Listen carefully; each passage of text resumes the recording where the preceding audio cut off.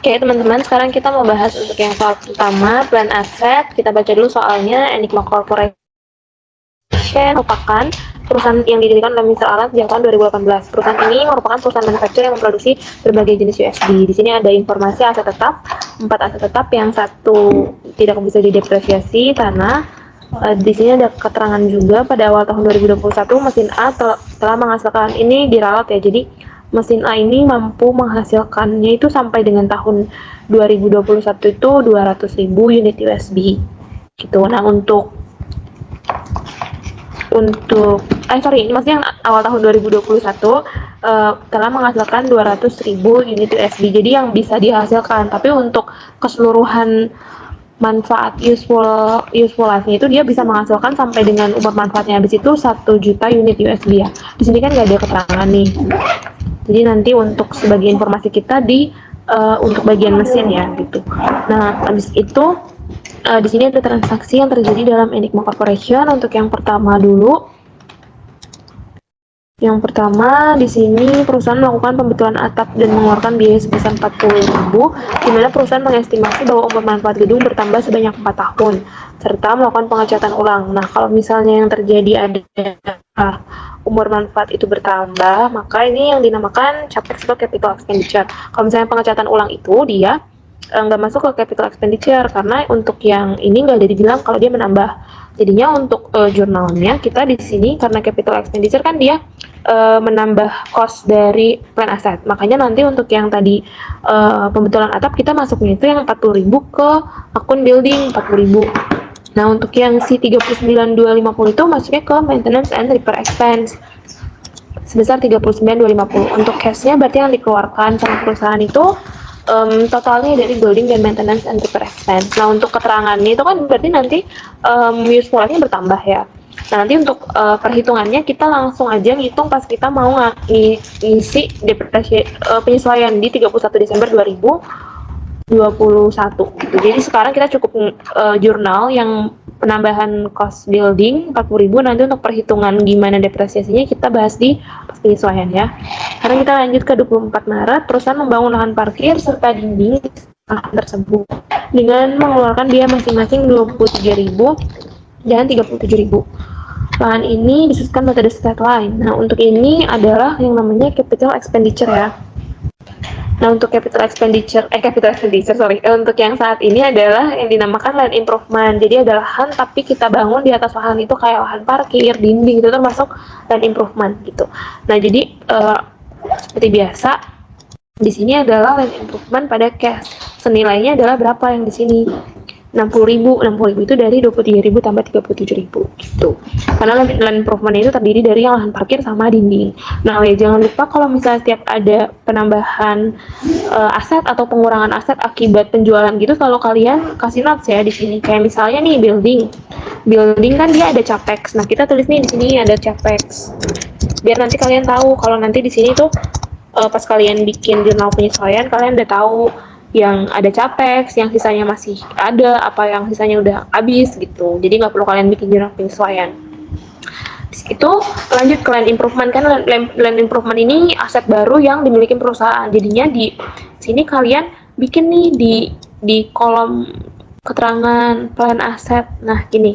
Kalian bikin land improvement acquisition date-nya tanggal 24 Maret, cost-nya sesuai sama cost-nya, residual value-nya nggak ada kan. Unit yang satu, metodenya itu straight line, useful life-nya 4 tahun dibilang gitu. Itu kita lanjut ke sini. 5 April. Perusahaan mengecat ulang seluruh mesin dan mobil pick up yang dimilikinya dan mengeluarkan uang tunai. Transaksi ini oke. Kalau misalnya tidak menambah itu jadi beban ya. Kalau yang menambah umur manfaat dia jadi capex. Kalau misalnya dia menjadi beban, makanya maintenance and repair expense sejumlah yang dikeluarkan gitu. Sekarang kita lanjut ke 30. Kita kasih tanda jadi yang udah ya. Ini bisa bilang memiliki yang dimiliki perusahaan menderita kerusakan yang parah karena baru saja mengalami kecelakaan, mobil tersebut dibuang karena nggak bisa diperbaiki lagi gitu. Nah, untuk yang ini sekarang kita, nah untuk apapun jurnalnya itu, yang baik itu retirement atau pembuangan, sale sama exchange, jurnal yang perlu kalian buat itu ada 2. Yang pertama itu jurnal depresiasi sampai di tahun itu sampai dengan 30 Mei. ya, sampai dengan tahun retirement itu. Dan yang kedua adalah jurnal retirement itu sendiri. Nah, kalau untuk jurnal depresiasinya kayak biasa aja, depreciation expense pada ACC depre, vehicle, apa namanya, PU itu pick up ya. Terus kita lanjut ke jurnal yang kedua. Jurnal kedua ini gimana caranya? Di jurnal kedua ini kita kalau misalnya retirement atau pembuangan peran aset itu tuh jurnalnya gampang. Karena apa? Kita tinggal ngapus aja accumulated depreciation-nya. Terus apalagi nih? Kan baik itu pembuangan, sale, atau exchange, dia tuh selalu menghapus yang namanya cumulative depreciation kan. Terus apalagi kalau mau dibuang, berarti vehicle kita bakal angus dong. Nah, kalau misalnya jurnal pembuangan itu, jurnalnya selalu ada 3, cumulative depreciation, vehicle, sama yang namanya loss. Selalu loss. Kenapa? Karena dia itu udah membuang nih, udah nggak ada lagi yang dia dapatkan dari pembuangan ini, jadi yang terjadi pasti loss gitu ya. Nah, sekarang kita mau menghitung accumulated depreciation-nya untuk si vehicle dari awal, ini si vehicle yang pick up ini, sampai dengan di tahun 2021 gitu ya. Nah, untuk perhitungan dari 30 Mei 2021 ini 2021 ya ini harusnya. Gini. Kayak gitu ya. Terus sekarang kita mau menghitung accumulated depreciation. Lihat di sini pakai metode apa? Pick up double declining. Kalau double declining berarti kita harus mencari yang namanya rate. Nah, untuk rate caranya adalah 200% dibagi umur manfaat. Nah, jadinya 200%-nya itu 200% dibagi 10 tahun dapat rate kita nanti 20%. Nah, sekarang kita nyari dari tahun dimana dia memperoleh 2019 dulu. Untuk apa namanya, rumus dari double declining adalah kan rate dikali sama book value ya. Berarti kalau misalnya untuk yang si 2019 rate-nya 20% ini dibagi ini J21 tuh 20% dikali sama 240.000 cost-nya ini masih book value ini sama dengan cost di tahun pertama karena dia belum ada accumulated depreciation gitu ya. Jadinya masih untuk tahun pertama itu dia masih pakai cost karena belum ada book value, belum ada book value. Kalau misalnya di tahun pertama itu book value sama dengan cost karena di tahun pertama itu belum ada yang namanya accumulated depreciation gitu ya. Terus dikali sama fraction-nya karena dia dari perolehan dari 23 September berarti kita ngitungnya Oktober, November, Desember gitu ya. Ini dapat 12.000. Nah, untuk yang si 2020 sama caranya rate dikali book value. Book value itu si cost 240.000 dikurang sama accumulated depreciation. Accumulated depreciation itu 12.000. Gitu ya. Jadi depresiasi yang lalu-lalu dikali sama rate. Nah, di sini nggak ada fraction karena di sini 1 tahun full ya. Dapat 45.600. Untuk 2021 sama caranya. 2021 ingat kita ini menghitung untuk yang menghitung untuk tahun sampai dengan di bulan 30 Mei ya, 30 Mei. Nah, ini aku ada salah nih berarti. Kita berarti book value dikali rate dikali juga sama yang namanya fraction. Gitu ya. 770. Oh, ini salah juga nih ininya. Sebentar, 240.000. Sorry ya, 240.000 dikurang sama 12.000 nih, H22 ini 12.000 dikurang juga sama H23 ini 45.600. Ntar dikali sama rate, ini J21, terus dikali sama fraction, jangan lupa. Di 2021 kan dia udah menggunakan sampai Mei, 30 Mei berarti 5 bulan ya, 5/12. Nah, ntar didapatlah hasilnya sebesar 15.200. Nah, berarti untuk accumulated depreciation dari awal sampai kepada sampai kepada pembuangan itu tuh accumulated depreciation-nya 72.800. Nah, sekarang kita mau melihat nih untuk depre expense. Depre expense berarti kita mengisinya pakai yang mana? Pakai yang udah terjadi di tahun 2021 itu. Jadi kita mau hitung dulu depresiasi yang terjadi di tahun itu. Di sini dapat sebesar 15.200 ya. Terus habis itu untuk yang kecilin dulu deh. Nah, untuk yang sini accumulated depreciation berarti tinggal ambil dari yang didapat dari yang sini 72.800 dari yang tadi kita udah hitung. Terus sekarang kita ngambil yang vehicle-nya diambil dari cost-nya 240.000. Nah, barulah sisanya itu yang termasukkan ke dalam loss gitu ya. Nah, sekarang kita mau Menghitung yang tanggal 4 Juli. Karena perkembangan teknologi yang pesat, perusahaan mengganti mesin lama dengan mesin baru. Nah, ini yang dinamakan exchange ya. Mesin yang baru memiliki harga perolehannya 120.500 dengan nilai sisa sebagai berikut. Nah, untuk exchange juga sama. Untuk yang jurnal pertama itu depreciation pada accumulated depreciation mesin A. Jadi kita membuang mesin A untuk mendapatkan mesin yang baru, yaitu mesin B. Terus sekarang, nah kita identifikasi nih jurnal-jurnal apa yang kemungkinan muncul dari si apa namanya, dari si exchange ini gitu. Nah sekarang kita mau lihat untuk yang jurnal, pastikan dia menghapus yang namanya cumulative depreciation yang udah pernah terjadi. Terus apalagi karena ini exchange, jadinya kita akan memperoleh mesin yang baru gitu kan. Nah di sini dibilang dengan membayar uang sebesar, kita harus melihat dari soalnya nih, membayar uang berarti kalau gitu kan dia bakal ngeluarin yang namanya cash kan. Nah terus dibilang mesin baru memiliki harga perolehan. Nah di sini kan kita posisinya adalah exchange, menukar yang lama berarti kita menghapus mesin yang lama untuk mendapatkan mesin yang baru gitu kan.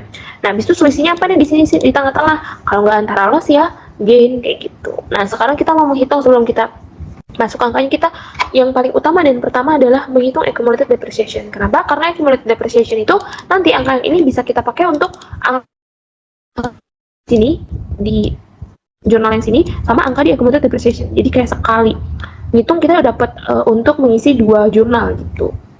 Nah, kita ngeliat dulu di sini accumulated depreciation untuk apa nih di sini mesin. Mesin kan di sini dibilang pakai unit of activity. Nah, yang namanya unit of activity itu pakai yang namanya depreciable cost per unit. Jadi kita perlu nyari depreciable cost per unitnya, baru nanti kita nyari untuk per tahunnya, gitu ya. Nah, sekarang depreciable cost per unit caranya adalah dari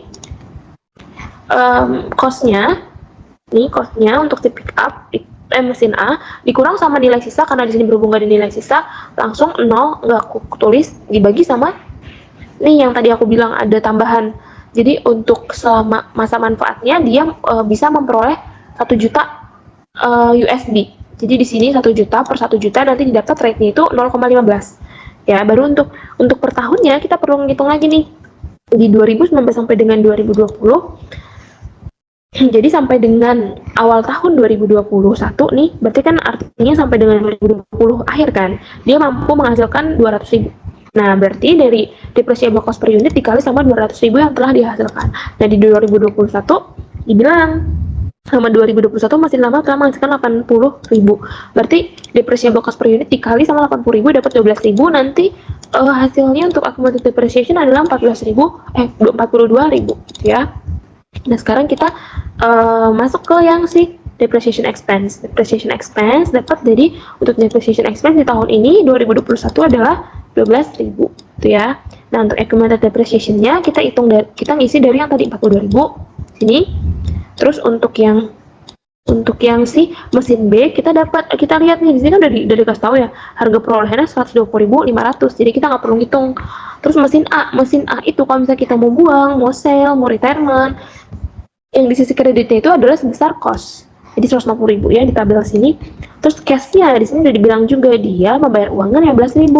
Nah, barulah selisihnya itu tinggal kita masukkan kepada loss on disposal gitu. Gitu ya. Sekarang kita masuk ke 25 Juli. Nah, 25 Juli memberi peralatan baru yang mendukung kegiatan operasional. Oh, teman-teman, sebentar ya. Kita tadi nah nih. Yang tadi kan di jurnal yang ini nih, teman-teman. Setelah land improvement udah kita kasih ralat, kita kasih notes di sini kan. Terus tadi ini nggak perlu ada. Nah ini nih di 30 Mei kita kan di sini ada pembuangan pick up. Jadi kita di sini perlu ini sisa 0. Nah gitu ya. Terus di bawahnya lagi apalagi ini penukaran mesin A untuk mendapat mesin B. Berarti mesin A-nya ini sisa 0 juga kan. Nah, baru si mesin B-nya kita buat yang baru, karena kan dia menambahkan aset yang baru ya. Nah, jangan lupa mesin B, acquisition date-nya pas tanggal 4 Juli, cost-nya itu sebesar nilai perolehan yang baru, sebelumnya jadi bilang 8.000, yang ditambahnya 1, unit activity, kapasitasnya di situ 750.000 ya. Jadi dia mampu selama umur manfaat itu dia mampu menghasilkan 750.000 unit. Tuh. Sekarang kita lanjut ke 25 Juli, memberi peralatan baru untuk mendukung kegiatan operasional, mengeluarkan 85.000, belum termasuk biaya pengiriman dan asuransi. Yang gampang ya. Equipment pada cash, nominalnya adalah 85.000 ditambah sama biaya yang dia perlukan sampai dengan equipment itu bisa beroperasi dengan baik gitu. Nah, jangan lupa kita kasih notes juga di sini equipmentnya ya. Tuh, 25 Juli, cost-nya itu sebesar di jurnal equipment. Terus sekarang nilai sisanya adalah 5.000 di soal, jadi tes 1, depreciation straight line, jadi 10 8. Sekarang kita masuk ke 28 Agustus. 28 Agustus dibilang perusahaan membeli truk baru sebagai pengganti mobil pickup yang tadi dibuang. Truk itu mempunyai harga 300.000 di proses kredit. Oke. Sekarang kita masukin, ini aku pakai TR biar kalian bisa beda nih truk. Dibayarnya bukan pakai cash tapi pakai accounts payable, nominalnya adalah 300.000. Nah, jangan lupa di notes juga di sini untuk truk vehicle TR deh. Ini ya. Nah, acquisition date-nya 28 Agustus. Terus kita itunya 300.000, nilai sisanya 30.000, straight line, useful life 10 tahun gitu ya. Sekarang ke 6 Oktober, perusahaan menjual peralatan yang baru dibeli pada tanggal 25 Juli. Jadi di tanggal 25 Juli kan tadi dia beli peralatan, terus ternyata perusahaan tidak membutuhkannya. Tuh. Nah, kalau yang ini sama, kalian jurnalin dulu depreciation expense pada accumulated depreciation-nya. Ya, kalian jurnalin untuk apa? Untuk menghitung depreciation expense yang terjadi dari tanggal 25 Juli sampai dengan 6 Oktober di sini. Nah, untuk yang di bawahnya ini baru jurnal yang untuk penjualan gitu. Nah, untuk jurnal penjualan apa? Sama, accumulated depreciation-nya pasti angus. Itu yang terjadi adalah di sini kan kalau jual ya, namanya jual itu kan dia pasti menghasilkan yang namanya cash ya kan. Nah, habis itu di sini kita mau jual apa? Equipment kita pasti berkurang di sisi kredit gitu. Nah, untuk sisanya ini antara gain kalau nggak loss. Jurnal penjualan kayak gini ya. Sekarang kita mau menghitung untuk yang equipment dulu. Equipment. Nah, equipment ini langsung kita hitung di sini aja, nggak ada perhitungan di samping. Equipment dapat 2.500 dari mana? Coba perhatiin dulu ya. Ini nih, berarti kan kalau straight line yang kalian tahu adalah cost dikurang sama nilai sisa dibagi sama umur manfaat dikali sama fraction. Kenapa dikali sama fraction? Karena dia nggak full 1 tahun, jadi dia cuma untuk 2 bulan dari 25 Juli sampai dengan 6 Oktober kan. Jadi Julinya nggak kehitung, Agustus, September, Oktobernya nggak sempat kehitung karena cuma berjalan 6 hari gitu, jadi 2 bulan. Nah, cost-nya di sini kan tadi dibilang adalah cost-nya si siapa namanya, di 25 Juli, di cost 25 Juli adalah 125.000 ya, di 38 ini 125.000 dikurang 5.000 residual value dibagi sama 8 tahun. Lihat nih di sini 8 tahun karena selama 8 tahun dikali sama 2/12 nanti dapat 2.500. Nah, accumulated depreciation-nya langsung 2.500. Kenapa? Karena accumulated depreciation-nya akumulasi depresiasi yang udah terjadi itu ya cuman 2 bulan itu, karena dia cuman berjalan 2 bulan baru dijual gitu ya. Nah, untuk equipment-nya sebesar nilai cost-nya 125.000. Nah, dibilang cash-nya itu dia atas penjualan ini si perusahaan nerima uang tunai 105.000 ya gitu ya, nerima uang tunainya 105.000. Nah, berarti si selisihnya itu yang menjadi yang namanya loss gitu, tinggal selisihnya di sini 17.500 gitu ya. Sekarang kita masuk ke sini, melakukan survei. Oke, sebentar dulu, ini tadi equipment dia menghilang, berarti kita di sini equipment-nya sisa 0.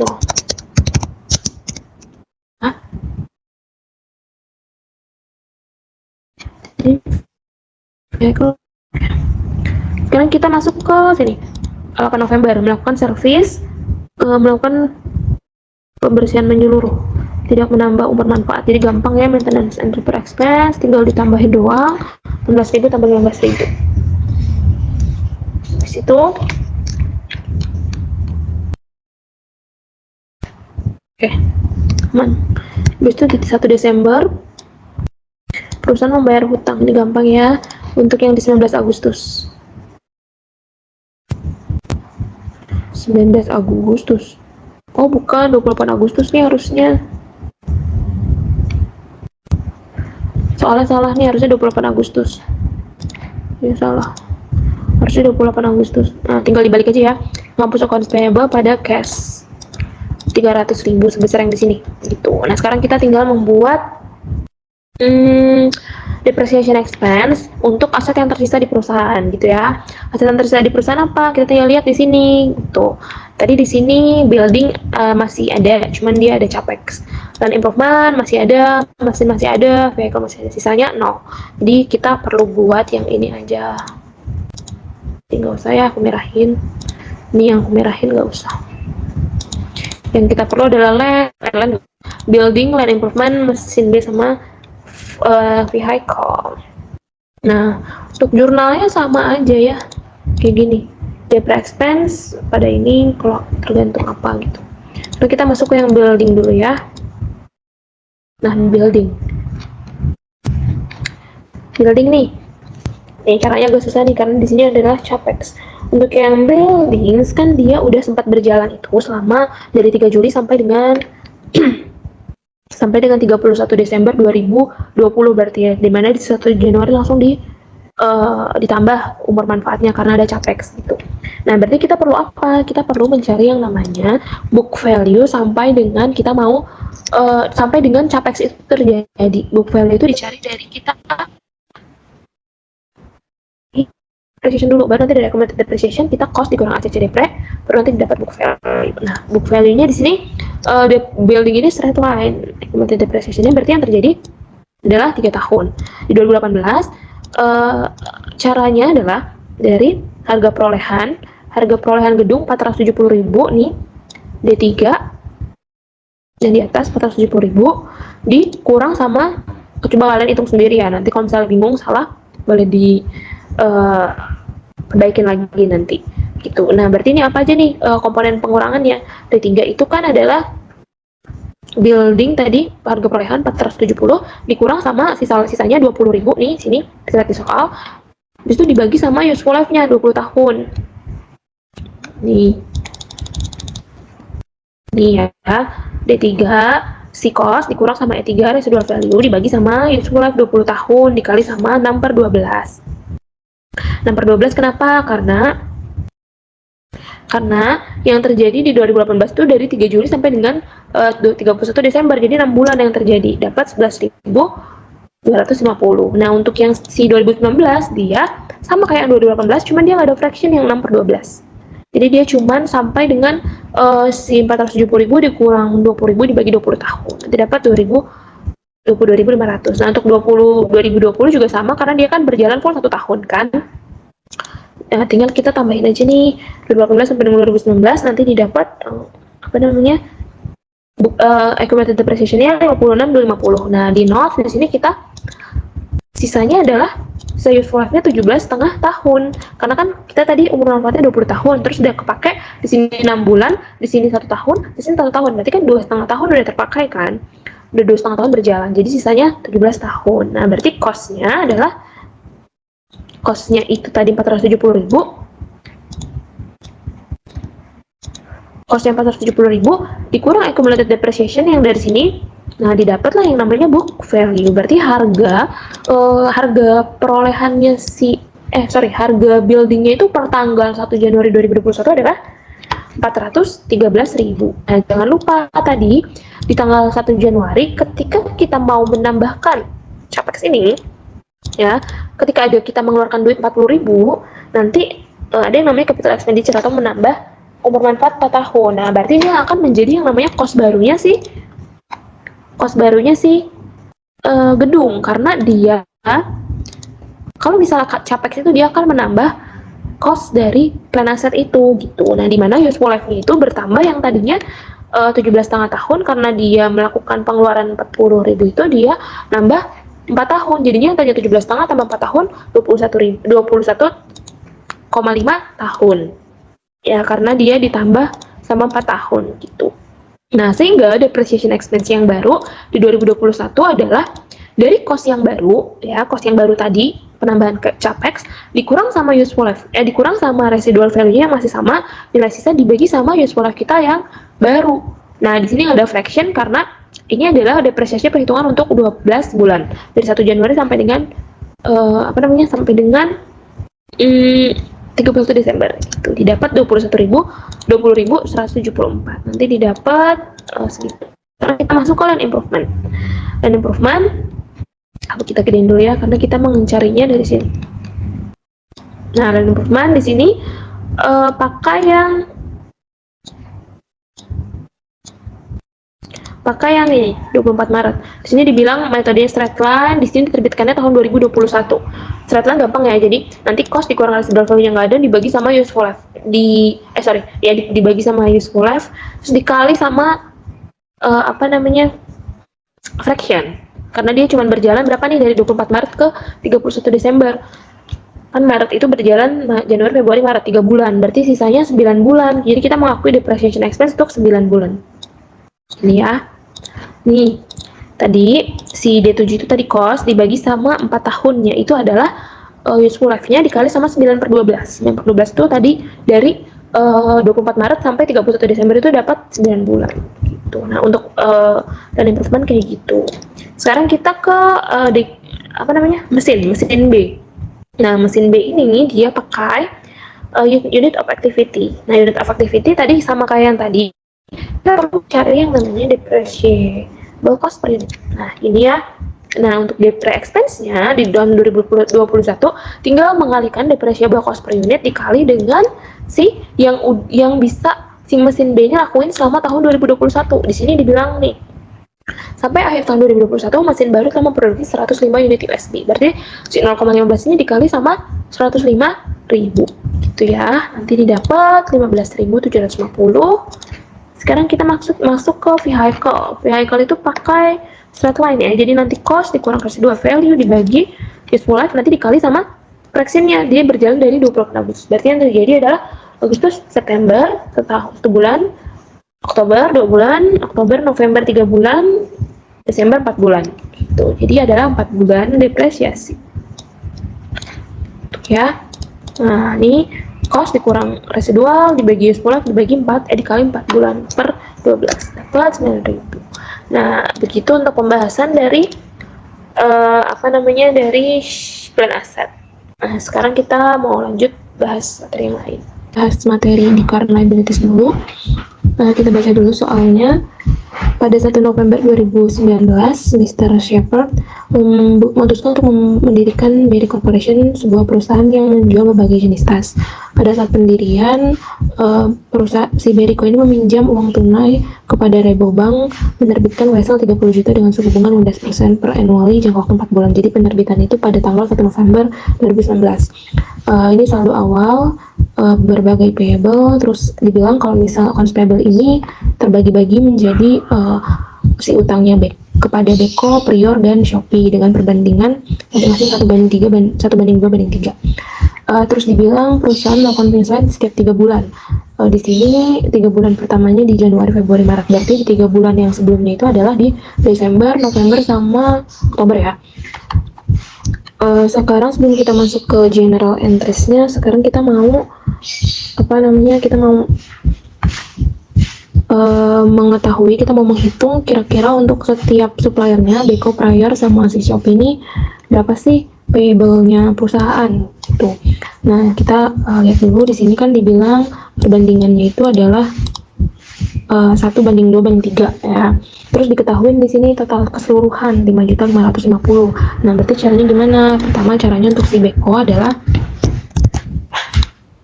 1/6 dikali 5.550.000. Satunya dari perbandingannya back, terus 6-nya itu dari total perbandingan, total nilai perbandingan. Nanti didapat hasilnya adalah 925.000. Nah, untuk si Prior sama Shopee caranya juga sama. Ya. Perbandingannya si Prior kan 2, perbandingannya Shopee 3. Nah, jadi 2/6 sama 3/6 dikali total keseluruhannya 5.500.000, nanti didapat masing-masing untuk back, Prior, sama Shopee itu segini. Masih gampang ya. Sekarang kita masuk ke Ini accounts payable ya, berarti untuk accounts payable pada Bex 925, prior segini, dan Shopee segini. Sekarang kita langsung masuk aja ke jurnal utama, jurnal umum untuk 3 bulan ke depan gitu. Untuk di tanggal 2 Januari, perusahaan melakukan pembayaran gaji terutang kepada karyawan. Ini jurnalnya membayar gaji payable dihapus pada sisi cash sebanyaknya ada di soal ya, untuk yang pembayaran gaji, salaries and wages payable. Nah, sekarang lanjut tanggal 5 Januari, menyetorkan seluruh utang pajak. Utang pajak itu adalah sales tax payable, dibayar angus di sisi debit, keluar cash sebesar yang ada di soal 10.450. Habis itu di sini dibilang membeli persediaan kepada Beko. Nah, ini berarti kita yang beli, perusahaan si Beriko yang beli. Kalau perusahaan yang beli kan berarti kita mau beli persediaan tas. Masuknya ke akun inventory karena kan ini persediaan yang akan nanti kita mau jualkan. Di sini dibilang pakai kredit, berarti bukan ngeluarin cash tapi utang kita bertambah di sisi kredit. Nah, sebanyaknya langsung dikali aja 105 unit dikali 150.000. Nah, dapat 15.750. Lanjut ke 1 Februari. Ini kalau yang tanggal 1 Februari ada orang yang beli ke kita. Kalau tadi kita yang beli ke orang. 1 Februari itu menerima pesanan 100 unit tas seharga 250.000 per unit belum termasuk PPN. Tapi di sini kita belum ngasih tasnya nih, si pelanggannya baru ngebayar 10 juta. 10 juta itu baru uang muka. Jadi di sini kayak cuman gue mau beli nih, cuman gue ngasih uang mukanya dulu. Tapi barangnya juga belum dikasih sama si perusahaan Beriko ini. Makanya kita cuma bisa ngakuin cash pada pendapatan diterima di muka. Cash pada unearned service revenue belum ada. Service revenue yang kita akuin karena belum ada sales revenue yang kita akuin karena kita belum kita belum perform si salesnya ini, kita belum ngasih tasnya gitu. Jadi sementara kita jurnal penerimaan diterima di muka sebesar uang yang diberikan kepada kita gitu. Nah, ini 10 Februari lunasi seluruh hutang kepada Beko. Utang kan adalah accounts payable, berarti accounts payable dihapus, cash kita berkurang kepada Beko. Di sini ingat, Beko kan dia punya utang yang tadi dari awal nih, yang perbandingan 925 sama waktu di tanggal 15 Januari kan kita ada beli persediaan. Kita beli persediaannya kepada Beko. Jadi ada 2 kelompok utang kepada Beko, dari yang sini sama yang di jurnal tanggal 15 Januari. Nah, makanya tadi 925 ditambah 15 juta nanti didapat adalah 16.625. Jadi jangan sampai salah ya. Terus yang 20 Februari di sini mengirimkan pesanan atas transaksi 1 Februari dan menerima pelunasan dari pelanggan. Tadi yang 1 Februari yang cuma menerima uang muka, sekarang di 20 Februari kita udah ngirim tas, kita udah ngasih seluruh tas yang dia pesan, sama kita udah nerima seluruhnya, sisanya dari si 10 juta ini gitu. Nah, jurnal yang muncul apa? Berarti kan pasti ada muncul jurnal cash, unearned revenue ya, unearned revenue, terus ada cash. Unearned revenue kenapa muncul? Karena kita mau ngapus utang yang tadi kita di sini, unearned sales revenue, uang muka. Kita mau ngapus, habis itu cash-nya adalah sisanya, pembayaran sisanya, baru kan karena kita udah perform salesnya, makanya sales revenue harus kita akuin.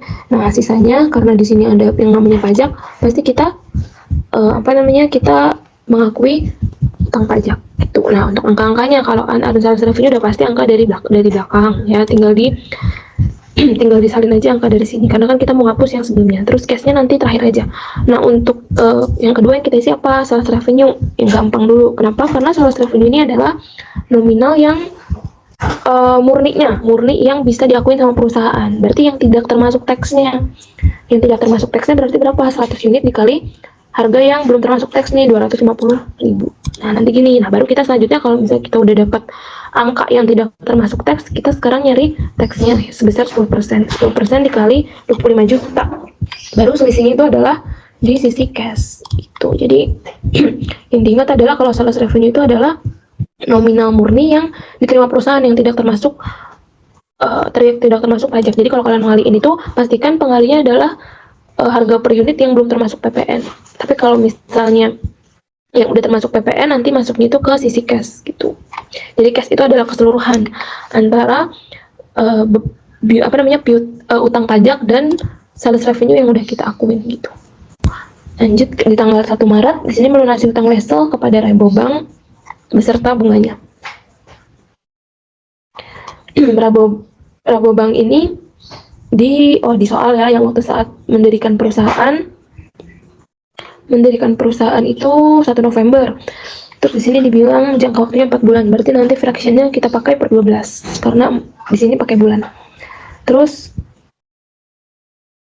di sini dibilang melunasi hutang beserta bunganya. Nah, pada tanggal 1 November 2019,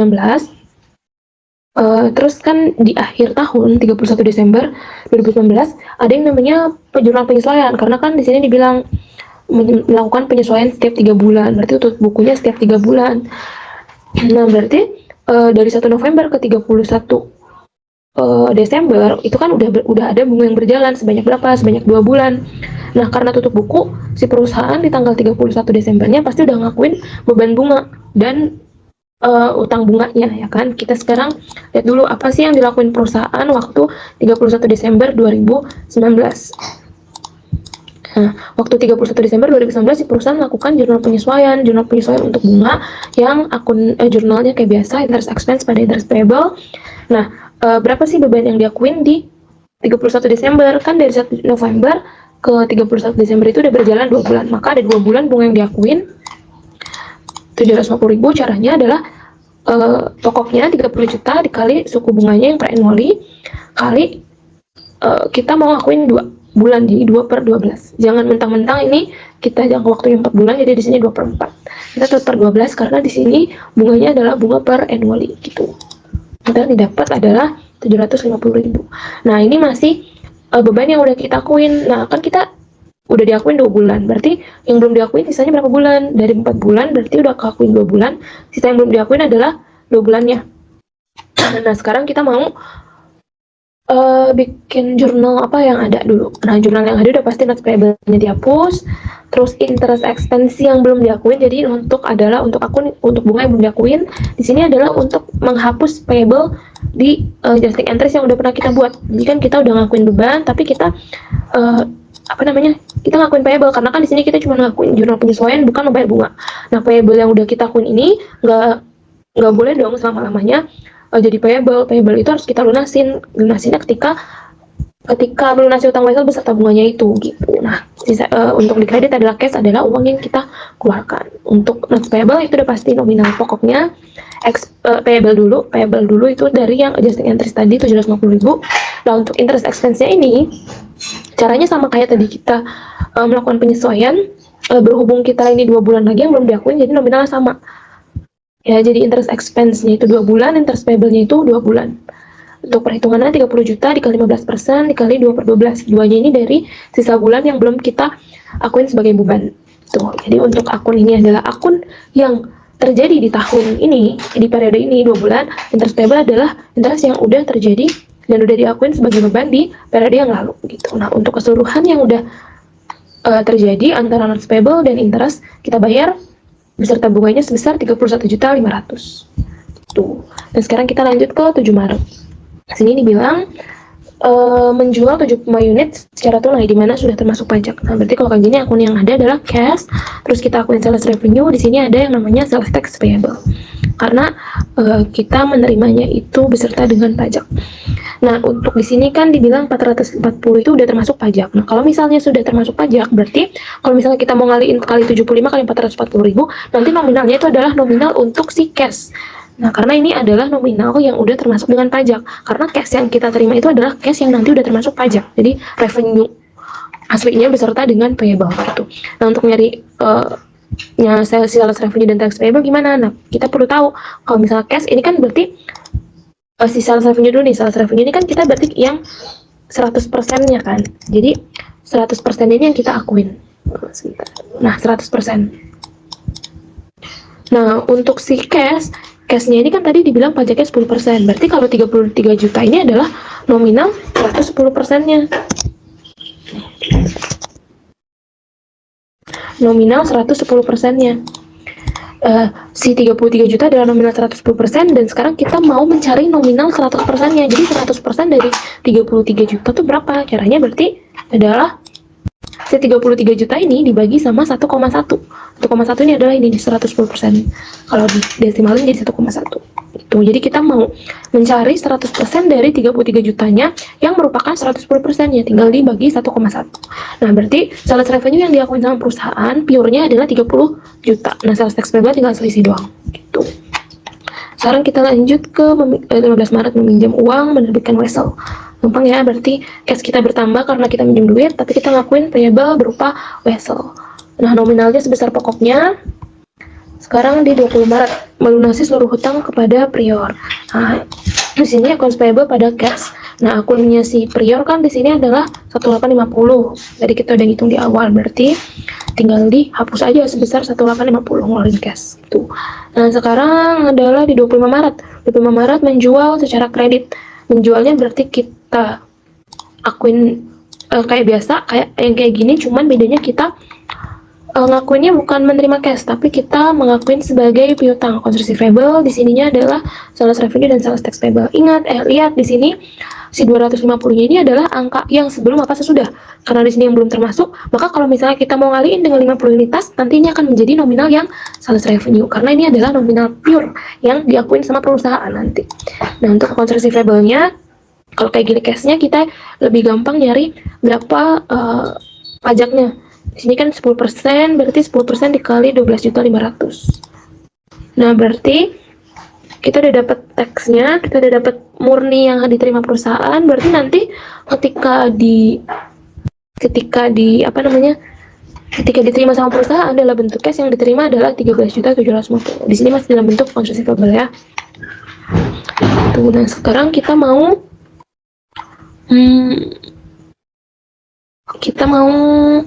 adjusting entries. Adjusting entries adalah untuk penyesuaian bunga dari utang wesel yang udah pernah kita jalankan. Di 15 Maret kan ada utang wesel kepada Bank of America.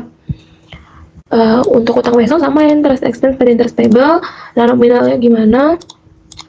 Di sini dapat 1.562.500. Caranya adalah 50 juta dari yang ini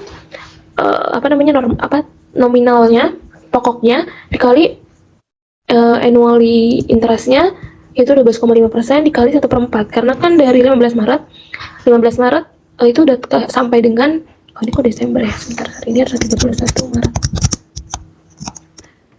Dari 15 Maret ke 31 Maret itu udah terhitung 1 bulan, berarti berarti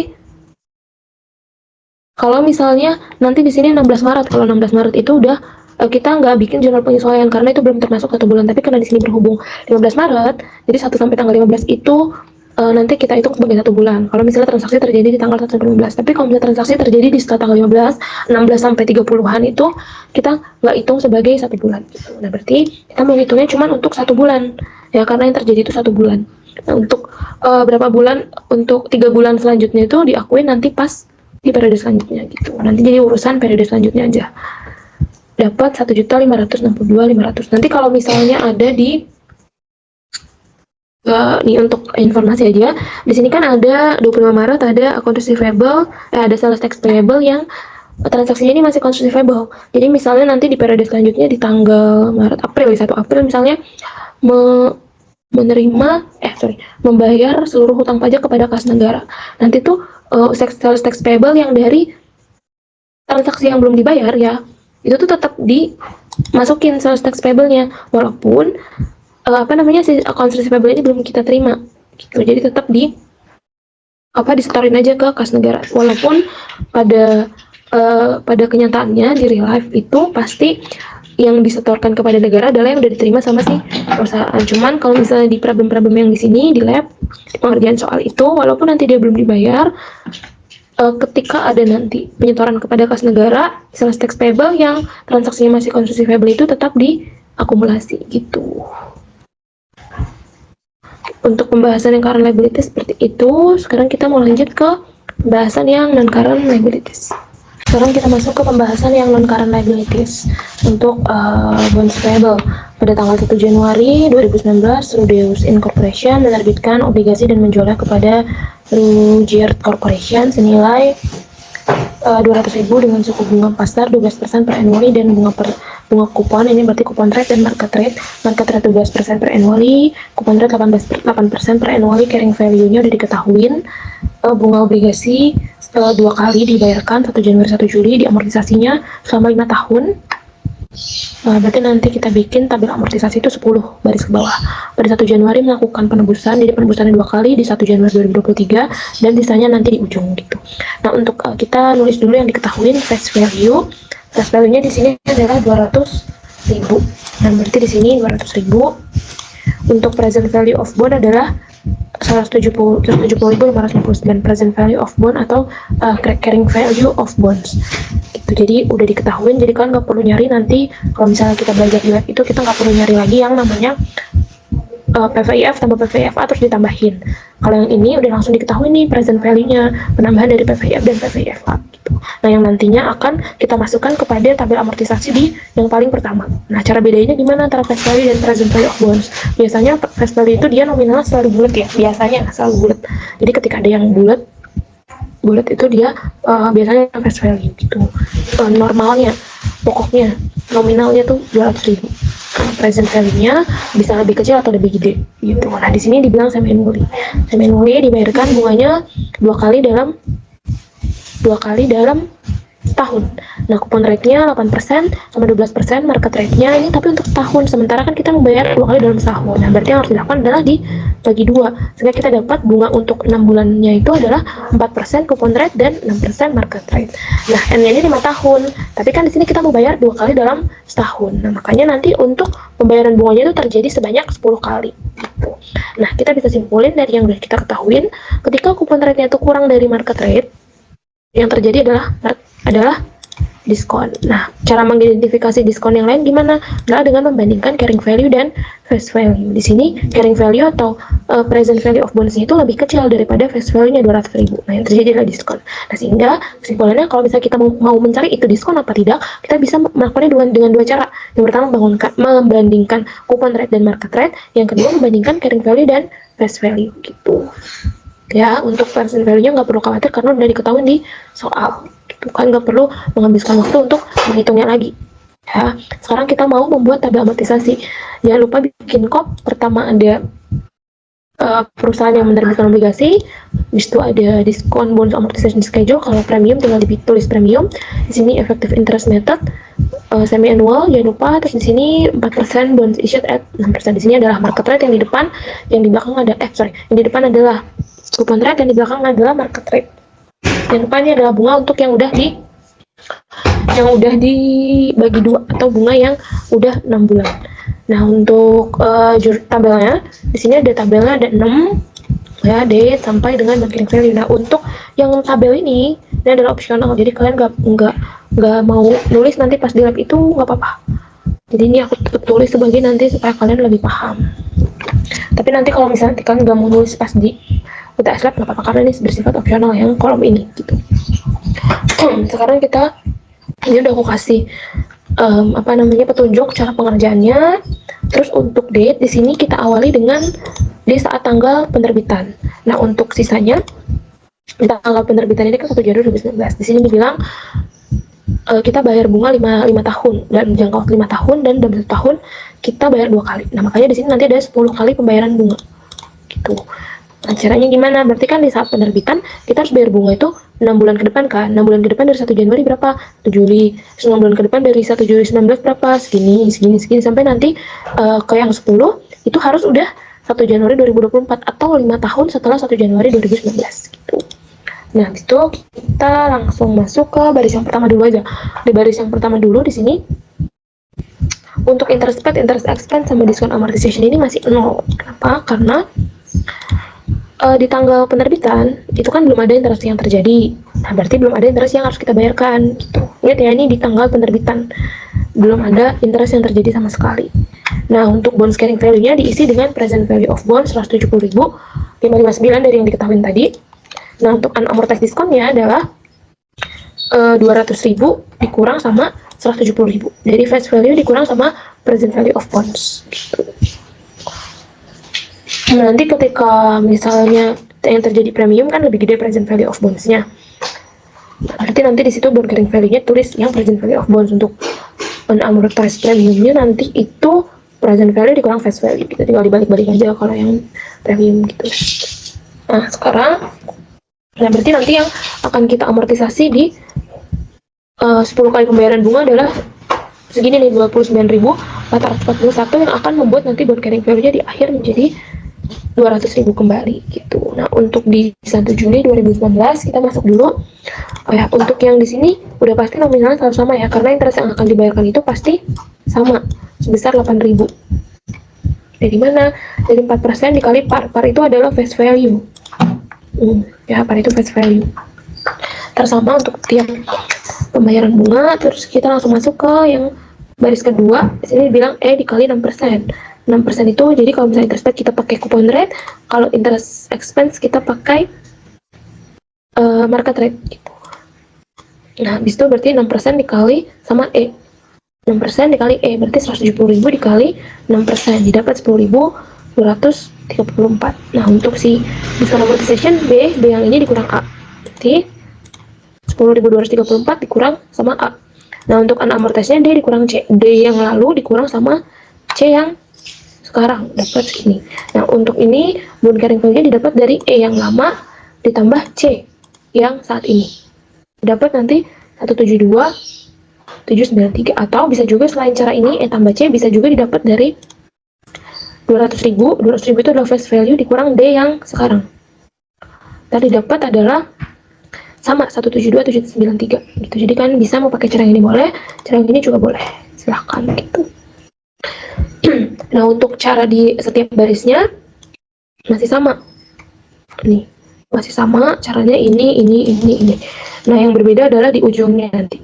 Ya, kita tulis dulu yang ini. Pokoknya intinya kalau misalnya yang di sini nominal sama par dikali 4%, kalau yang si B ini yang E yang lalu dikali 6%. Kalau si C ini untuk yang B yang sekarang dikurang A yang sekarang. Kalau yang si D ini D yang lalu dikurang C yang sekarang. Kalau yang E ini adalah E yang lalu ditambah C yang sekarang gitu. Ntar penjelasannya sama, tinggal kalian hitung ulang aja, nanti dapat segini. Yang berbeda adalah di pembayaran bunga yang terakhir. Nah, jadi artinya apa?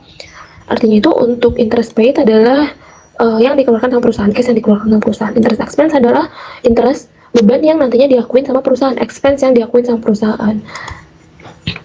Nah, untuk bond carrying value-nya itu kan harganya dia lebih kecil daripada face value.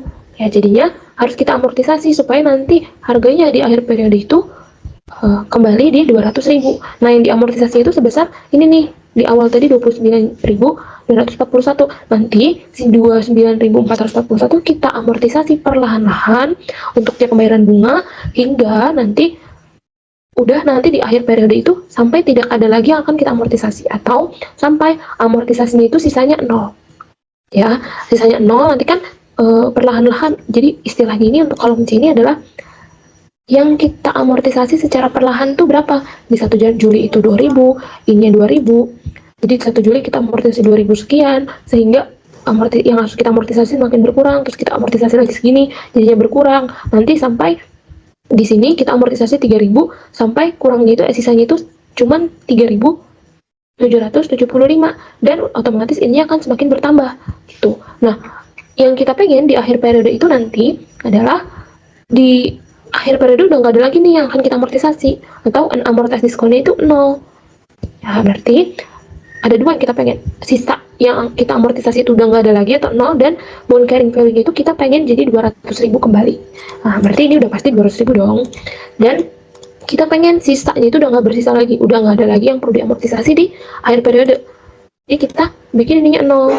Ya, terus kalau misalnya kita mau membuat sisanya itu 0, makanya harus kita amortisasi di periode yang akhir ini adalah sebesar sisanya dong, sebesar 3.775.000. Nah, kalau misalnya kita mengamortisasi seluruhnya sehingga sisanya itu adalah 0 gitu. Nah, baru kita ngisi yang kolom ini terakhir. Caranya adalah 8.000 ditambah 3.775, dapat 11.775. Jadi ini isi terakhir ya. Ketika kalian mengisinya itu nanti untuk yang kolom terakhir adalah sama kayak yang gini, nanti hasil yang dari bond carrying value itu bukan 200.000. Jadi untuk pembayaran bunga yang terakhir ini ada perbedaan perlakuan sendiri gitu ya. Nah, habis itu kita masuk ke jurnal. Di sini perintahnya adalah membuat jurnalnya yang disuruh aja ya. Kalau saya nggak disuruh. sekarang kita mau bikin jurnalnya itu di transaksi 2019, 2021, penebusan pertama dan penebusan terakhir. Nah, di 2019 ada jurnal apa aja? Di 2019 ingat kita itu menerbitkan di 2019 di 1 Januari. Ketika menerbitkan, kita terima cash, bonds payable, nominalnya dan nominal present value of bonds atau carrying value of bonds pada saat pertama kali. Bisa kalian lihat dari yang diketahui di soal tadi sini, atau bisa dari tabel yang paling pojok kanan, gitu ya. Nah, habis itu apalagi yang terjadi di 2019? Yang terjadi di 2019 itu adalah pembayaran bunganya. Ingat, pembayaran bunga itu rutin setiap 6 bulan sekali. Ketika penerbitan di 1 Januari 2019, 6 bulan kemudian adalah 1 Januari 2019. Berarti di sini adalah saatnya kita untuk membayar bunga. Nah, nominalnya gimana? Nominalnya adalah interest expense pada cash, tengah-tengahnya risinya adalah bonds payable. Ini adalah kita mau mengakui bunga yang udah terjadi selama 6 bulan. Bunga yang udah terjadi langsung dibayar di tanggal tersebut juga. Ya. Untuk angkanya gimana? Oke, kita gedein aja ya, nggak usah dibagi sama-sama. Nah, untuk angkanya tinggal disalin aja dari yang baris 1 Juli 2019 ini. Gitu ya. Nah, untuk interest expense dari kolom interest expense, cashnya dari kolom interest paid, karena yang akan kita bayarkan, yang akan kita keluarkan, cash yang akan kita keluarkan, namanya juga paid ya. Nah, terus bonds payable dari akun diskon amortization, gitu ya, 2234. Nah, habis itu, apalagi yang terjadi di 2019? Nah, setelah pembayaran bunga yang pertama, 6 bulan kemudian, kita harusnya bayar bunga. Kita harusnya bayar bunga. Bayar bunga, tapi bayar bunganya di tanggal berapa? Di tanggal 1 Januari 2020. Loh, udah bukan periode 2019 lagi dong. Iya, bukan periode 2019 lagi. Tapi ingat, udah ada bunga yang terjadi dari tanggal 1 Juli 2019 ke 31 Desember 2019 atau saat tutup bukunya. Karena udah ada bunga yang terjadi, kita wajib mengakui bunga yang udah terjadi. Kita bikin jurnal penyesuaian di sini. Gitu. Jadi di sini nih kita di 31 Desember ini melakukan yang namanya penyesuaian bunga, bukan pembayaran bunga. Ingat ya, kita melakukan penyesuaian bunga, bukan kita ngeluarin cash di 31 Desember. Ya, untuk interest expense-nya adalah karena kan ini kita mau bayar bunganya itu di hari besoknya kan, untuk bunga yang udah bunga yang nanti di sini nih. Jadi 6 bulan bunga yang terjadi dari tanggal 1 Juli 2019 ke 1 Januari 2020 itu di kolom ini. Ya, dan ini kita mau melakukan penyesuaian untuk yang kolom yang ini. Tuh. Nah, bunga yang udah terjadi itu 6 bulan kan. Karena kita emang besok itu tinggal bayar banget nih, tapi kita terpotong oleh tutup buku. Jadi mau gak mau kita melakukan penyesuaian untuk bunga yang udah terjadi, yaitu selama 6 bulan. Berarti full 6 bulan dong. Di sini kan kita adalah bunga yang terjadi selama 6 bulan. Nah, interest expense-nya kita pakai kolom dari interest expense. Interest payable kita pakai kolom dari interest paid. Bonds payable sama kita ambil dari kolom yang diskon amortization gitu. Untuk 2019 gitu. Terus kita langsung masuk ke jurnal yang disuruh kembali itu di 2021. Jadi 2020 kita nggak disuruh. Nah, untuk di 2021 konsepnya itu sama aja kayak kalau misalnya kita bikin di jurnal 2020. Cuma kan di sini kita nggak bikin ya di 2020. Nah, cuma kalau misalnya kita ngomongin jurnal di 2020, tadi kan di setelah 1 Juli 2019, di 6 bulan kemudian itu 1 Januari 2020 yang harusnya kita bayar bunga, tapi dipisahkan oleh penyesuaian. Nah, di 1 Januari 2020 itu kita akan melakukan yang namanya baru pembayaran bunga. Kita ngasih duitnya. Nah, berhubung kita udah ngakuin interest expense, kita udah ngakuin beban, jadi di 1 Januari itu kita udah nggak perlu lagi ngakuin beban bunga, tapi kita tinggal bayar bunganya. Kita tinggal ngapusnya interest payable yang udah kita akuin untuk si interest 6 bulan, terus kita nerima kita ngeluarin cash. Nah, konsepnya sama kayak di jurnal 2021. Kan di tahun 2020 tanggal 31 Desember ya, kita tuh juga udah ngelakuin yang namanya penyesuaian. Jadi di tanggal 31 Desember 2020 kita udah bikin nih kayak gini. Konsepnya sama kan kayak gini. Di 2019 dan 2020 kita udah ngelakuin interest expense, interest payable kayak gini pakai kolom yang 1 Januari 2019 ya di sini. Ini. Nah, tinggal di tanggal 1 Januari 2019 ini kita mau melakukan yang namanya pembayaran bunga. Ingat, di 1 hari lalu, di 31 Desember 2020, kita udah ngelakuin penyesuaian, bukan pembayaran.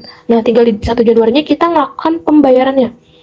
Nah, jadi udah nggak ada lagi expense yang perlu kita akuin. Kita tinggal ngelakuin pembayaran. Kita tinggal ngapus payable yang udah kita akuin, kita ngeluarin cash. Nah, baru di sini pembayarannya. Di sini penyesuaiannya gitu. Sebesar 8.000-nya dari interest payable doang.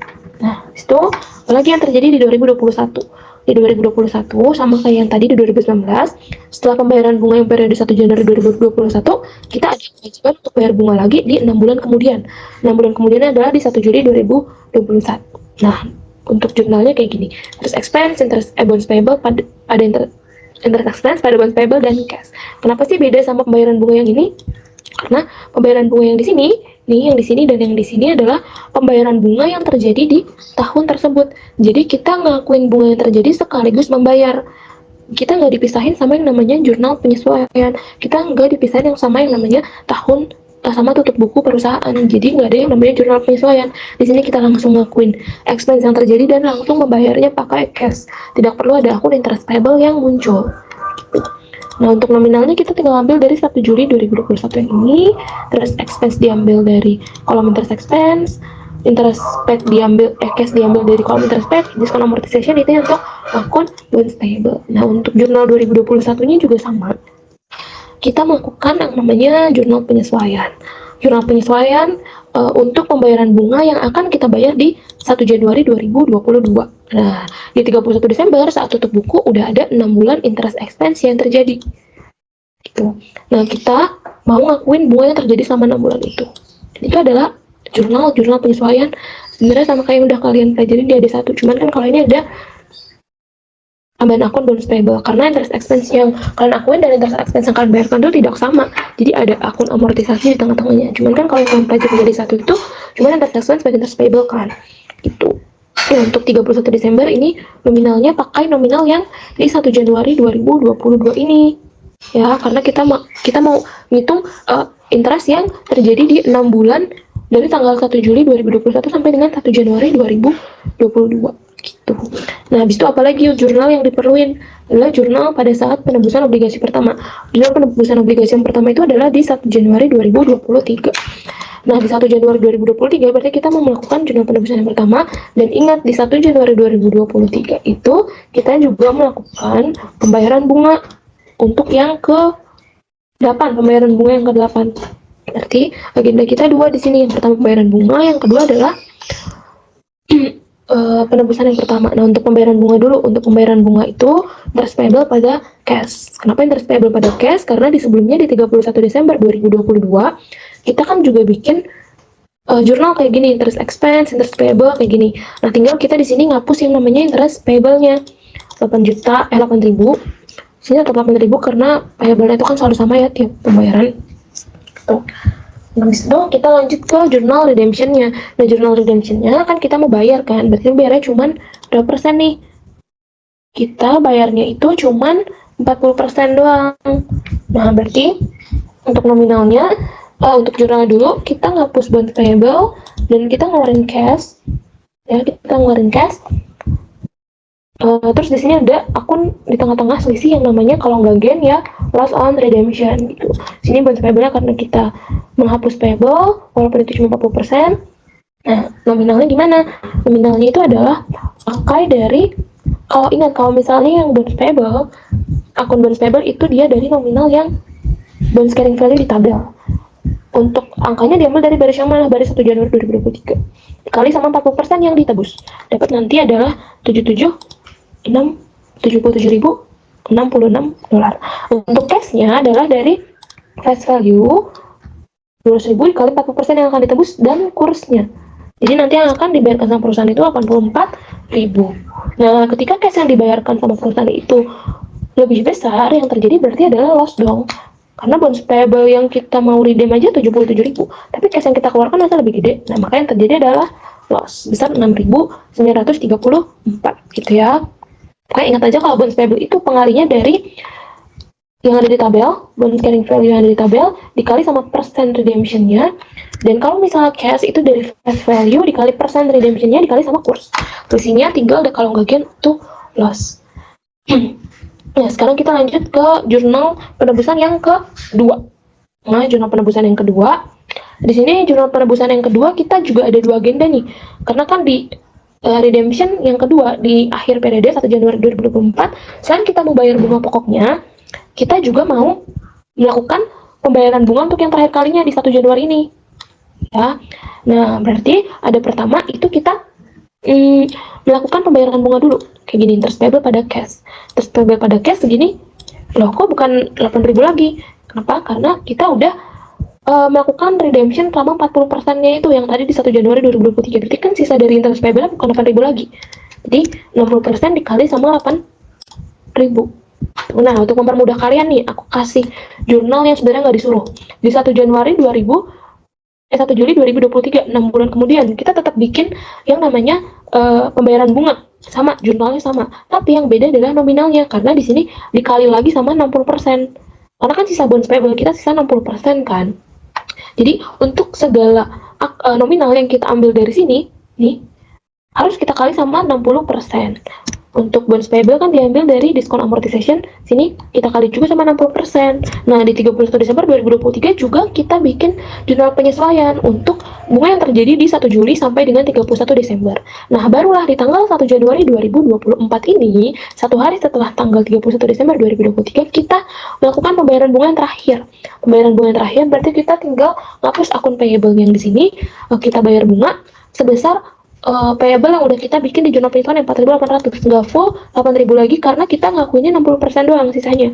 Nah, baru untuk bonds payable yang di sini tinggal bonds payable pada cash sebesar tabelnya yang di sini 200.000, di akhir periode kan 200.000 bond carrying value, di akhir periode dikali sama 60% sisanya, itu didapat 120.000. Ya, jadi kalau misalnya di akhir, di maturity redemption di akhir itu nggak ada yang namanya loss atau gain, gitu ya. Jadi untuk jurnal bayangan aja, maksudnya jurnal pembayaran supaya kalian gak bingung kenapa tiba-tiba 4.800, karena sebelumnya itu di 31 Desember kita udah bikin yang namanya penyesuaian untuk 60% bonds gitu ya. Jadi cukup bikin jurnal yang diperlukan aja. Nah, sekian untuk pembahasan non-current liabilities.